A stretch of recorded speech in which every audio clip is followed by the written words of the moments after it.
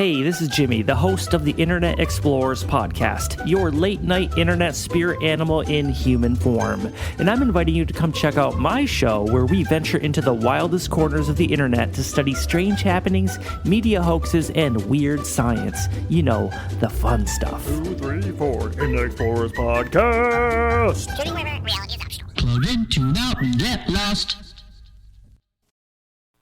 Hi, this is Coffee McCann. Welcome to Season 2, Episode 9, Discount Storytime.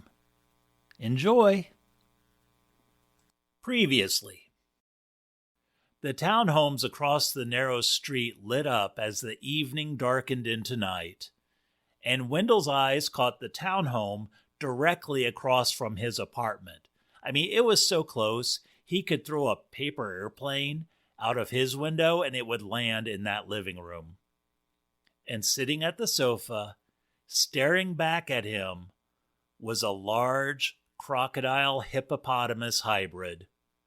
Wendell's spine chilled under the glare of Dr. Philip Mentor. After a moment, Dr. Mentor turned off the lights and left. Wendell climbed into bed and shook until he fell into a nervous sleep.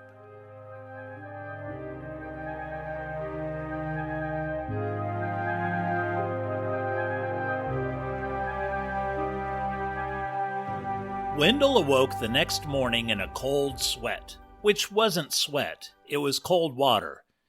It turned out the waterbed had a small leak, and the waterbed heater was not working consistently. He was about to get out of bed when he remembered his neighbor across the way, Dr. Philip Mentor. Instead of standing in front of the large window, he slid out from his bed and soldier crawled around his room to get ready. He mentally put waterbed repair kit, waterbed heater, and curtains on his shopping list. While searching for breakfast in the empty kitchen, he added groceries to his list.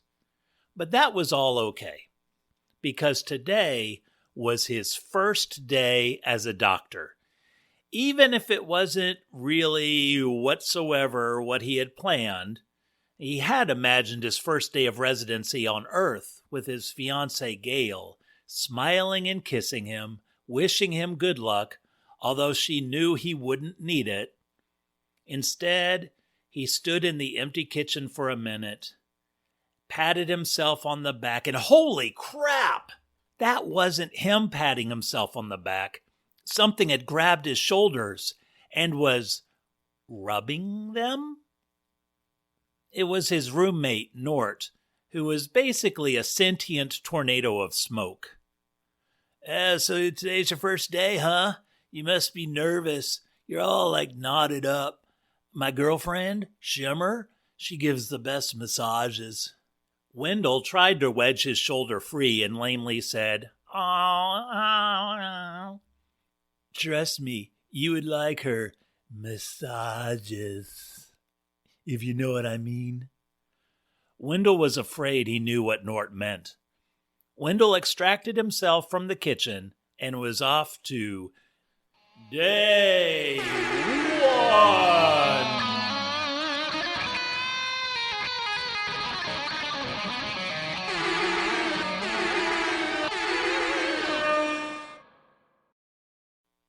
St. Tetanus Medical Center's residency program was different from those on Earth. The residents weren't assigned rotations or continuity or lectures or much in the way of instruction or guidance. Instead, residents showed up at a check-in station where Dr. Lucy Loggins, the chief resident, would assign duties for the day depending on anticipated hospital need. At the check-in station, which was really more of an office cubicle, Sent, a meerkat with thick glasses and a white lab coat, got his assignment.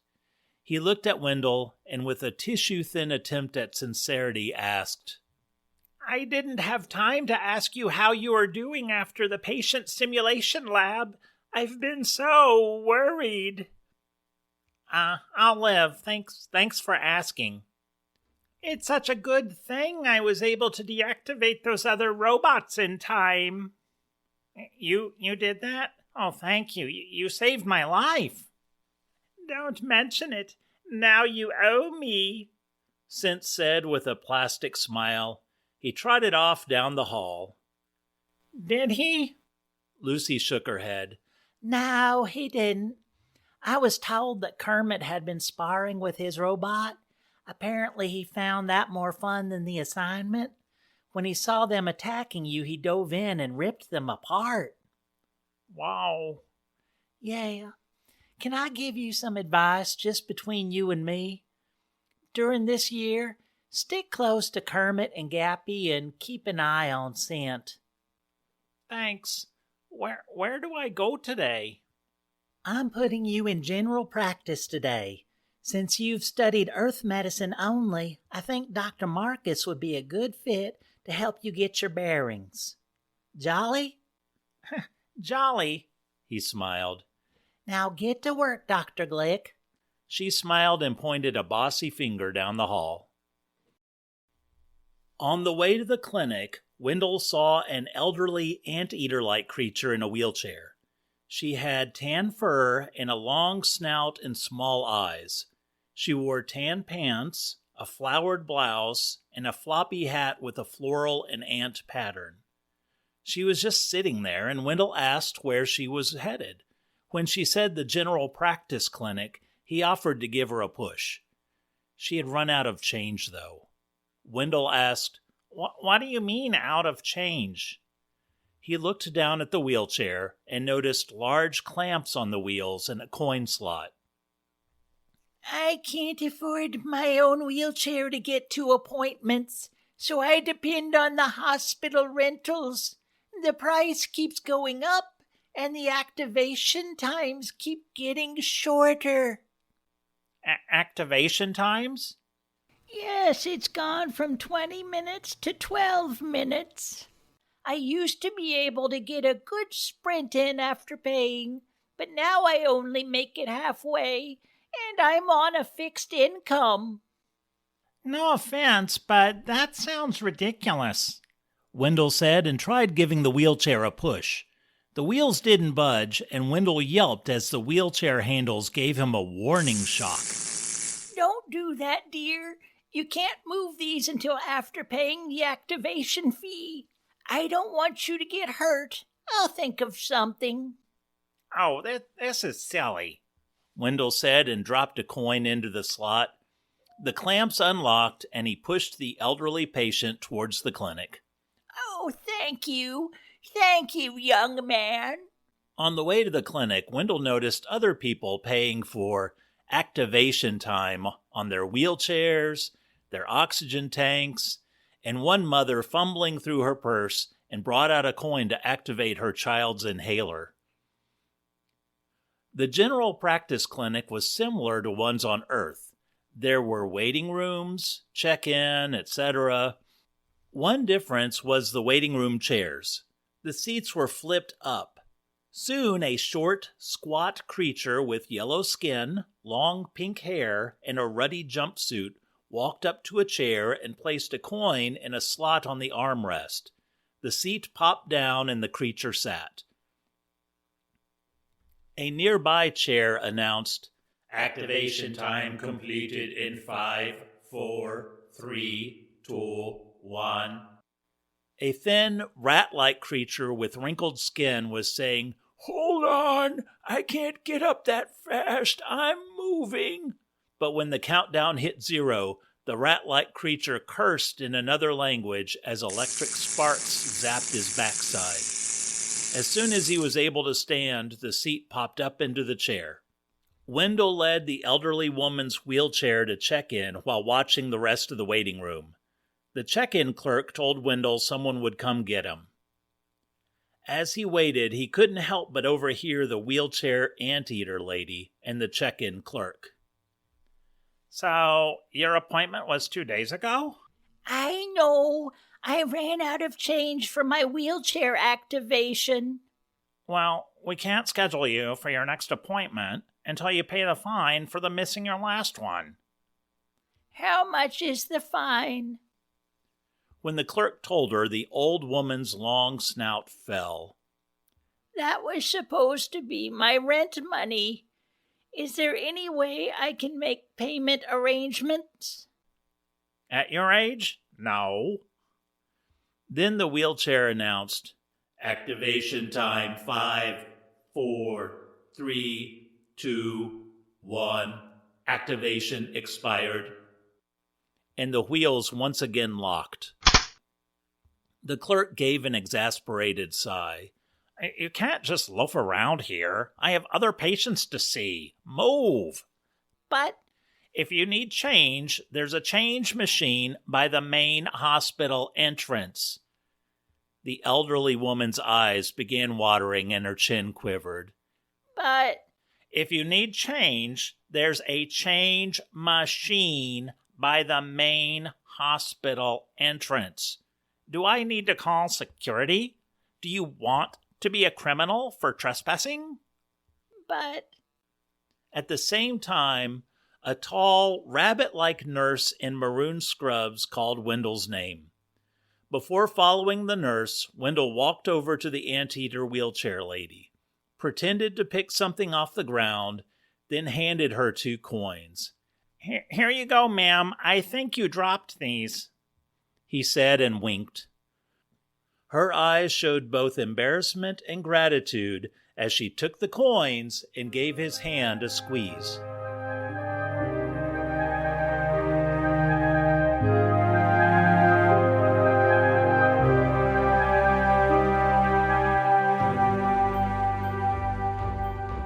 Wendell was introduced to his attending physician for the day, Dr. Marcus, a short, fast-talking, lizard-looking man with blinking eyes behind thick, dirty glasses.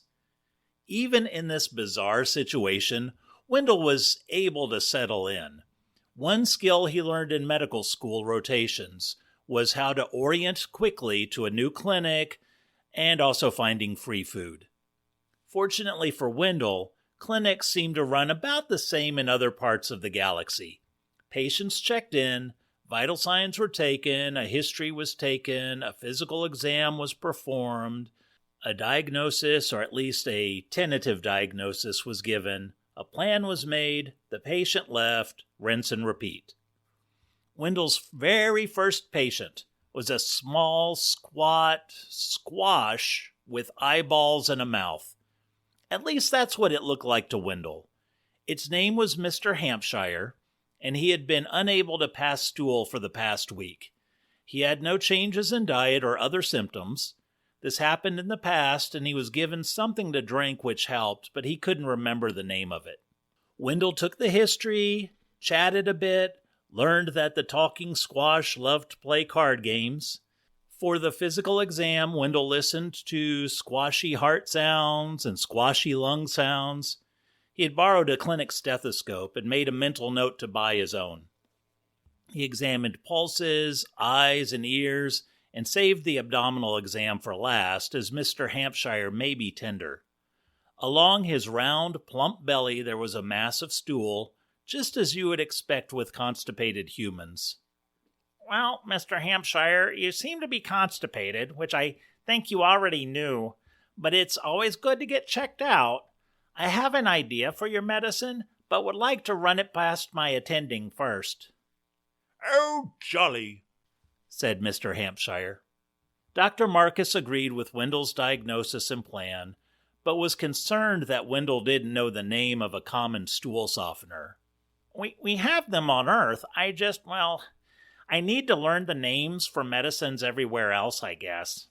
Dr. Marcus licked his lizard lips, excited to teach, and hopped off to his office. He looked like those lizards crossing hot deserts, but much more nerdy and in a white lab coat. In a moment, he scurried back with a large book, more a tome, really. this is the Pharmacopoeia Galactica. I think it would benefit you to buy a copy. Have you received your book stipend? No.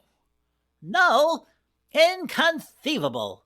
Well, never mind. Borrow my copy until you get yours. I want you working with me the next 2 weeks and we'll get you up to snuff. Jolly? Jolly, Wendell said, rather liking Dr. Marcus. To save time, Dr. Marcus wrote the prescription for stool softener for Mr. Hampshire. Your assignment for tomorrow morning is to give me a report of this medicine. I want you to tell me the mechanism of action, the indications, contraindications, drug interactions, and side effects. Know this one well because you will be prescribing it a lot. The galaxy is full of people who need a good poop. And thus the day went. Wendell's patients were species he never knew existed, but nature had a way of keeping things simple. Lungs were lungs. Kidneys were kidneys. Livers were livers for the most part. So although the species had some specific differences, the overall principles of medical care was the same. After the last patient, Wendell went to Dr. Marcus's office and gathered his things. A backpack would be helpful, I think, noted Dr. Marcus. Plus, I have a bonus question for you for tomorrow morning. Tell me the 5 stages of Karchur's acute abdominal distress syndrome and what happens if there is no surgical intervention. Do that, and I'll buy you a Thenka. Wendell replied, Let me guess, it starts with constipation? Ha! You tell me tomorrow morning. Good work today. Now off with you, young doctor. Wendell was off, carrying a notebook, pens, and the Pharmacopoeia Galactica. He made a note to buy a backpack. On his way out, he ran across other residents. Gappy had found an old portable chalkboard and was setting it up in the waiting room. With Kermit and Scent's help, they brought it to the general practice waiting room and secured it against a wall, but at floor level. What does this do? Gappy smiled proudly. Kids can have something to do while waiting for an appointment. She poured chalk pieces into a bucket and set it next to the board and some old erasers on the lip at the bottom of the board. Scent nodded. It just needs a slot for coins. Maybe the board can be operated where you have to pay or else it covers up. Oh, or the chalk gets washed off. And wandered off, not saying bye. I think it's a great idea. Kermit patted Gappy on the shoulder, almost knocking her over. They walked out together. When Wendell said he had some shopping to do, they decided to join him and grab some dinner. They had a wonderful dinner, and Wendell even tried pan-encrusted sea snorkel, which was awful. The next morning, Wendell and his new backpack walked through the waiting room when he noticed a crowd of children at the chalkboard. They looked at the chalk and were not quite sure what to do. As if on cue, Gappy walked in and provided instruction.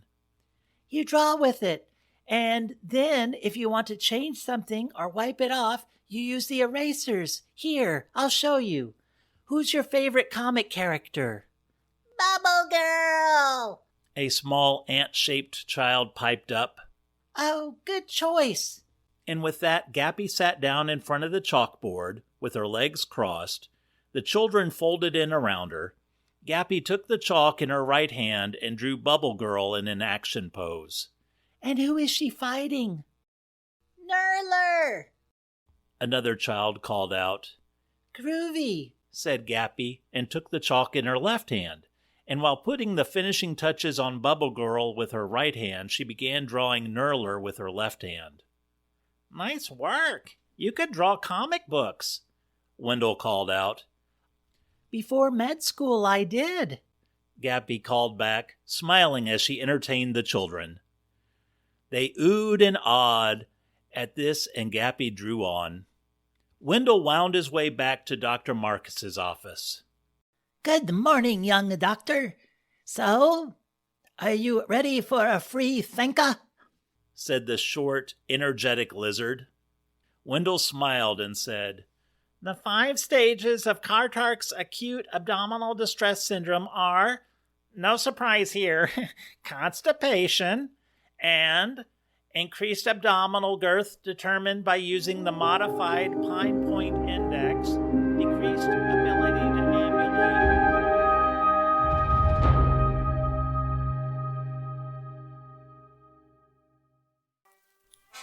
A discount story time, discount idea. Do naked maniacs have nightmares about being clothed and ready for exams?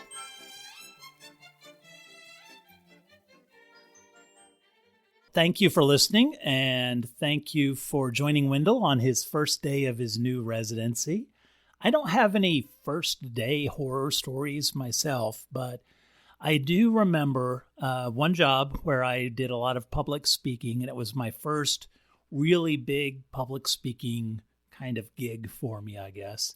And I went in, I gave my talk, I thought I did a good job, and was very proud of myself, patted myself on the shoulder, walked out to my car, and that's when I realized my fly was open the entire time.